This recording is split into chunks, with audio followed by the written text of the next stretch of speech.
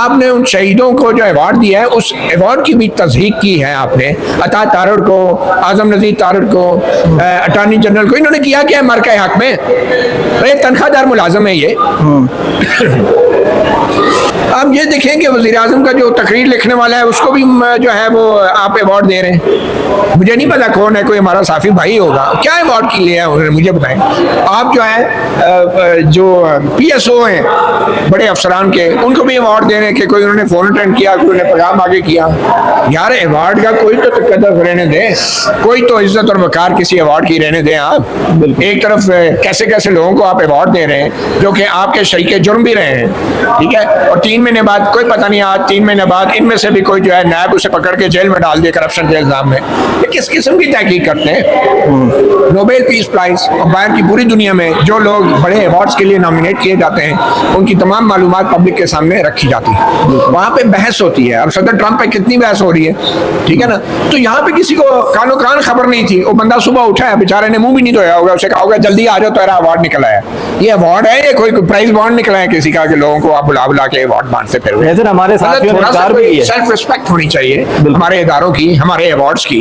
आप इसको इस तरीके से बांट रहे हैं कि हमारे एक साथी साही ने कहा मैं इस काबिल ही नहीं हूँ। सच्ची बात यह है कि उनकी काबिलियत पे तो मैं नहीं जाऊंगा, लेकिन हकीकत यह है कि वो ये इस हुकूमत से सहाफियों को कम से कम अवार्ड नहीं लेने चाहिए जब तक अरशद शरीफ के कातलों का पता नहीं चलता, जब तक सलीम शहजाद कमीशन सलीम शहजाद के कातलों का पता नहीं चलता।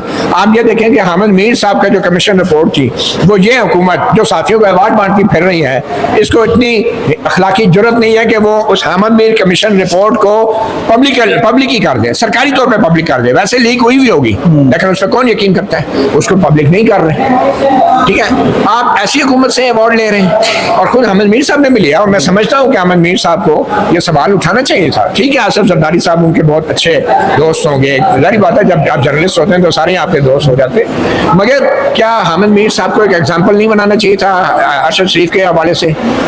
इसमें कोई शक नहीं कि उन्होंने इस्लामाबाद हाई कोर्ट में रिट भी दायर की अरशद शरीफ के हवाले से कि भाई ये स्टैंड, उन्होंने एक स्टैंडिंग ली है।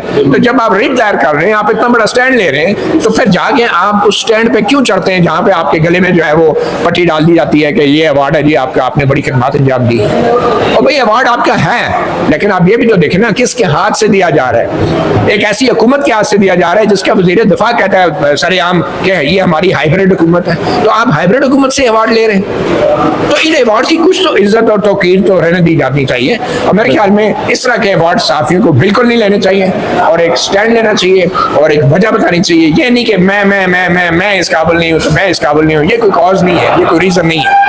उससे अब जैसा कि बात की अरशद शरीफ शहीद साहब की, तो जाहिर बात है हम साफियों को तो सबसे पहले इस हुकूमत से, चाहे हुकूमत हमें अवार्ड दे या ना दे, हमें सवाल तो यही पूछना चाहिए कि अरशद शरीफ शहीद के कातलों का क्या बना, उनको आपने क्यों कर अभी तक नहीं पकड़ा।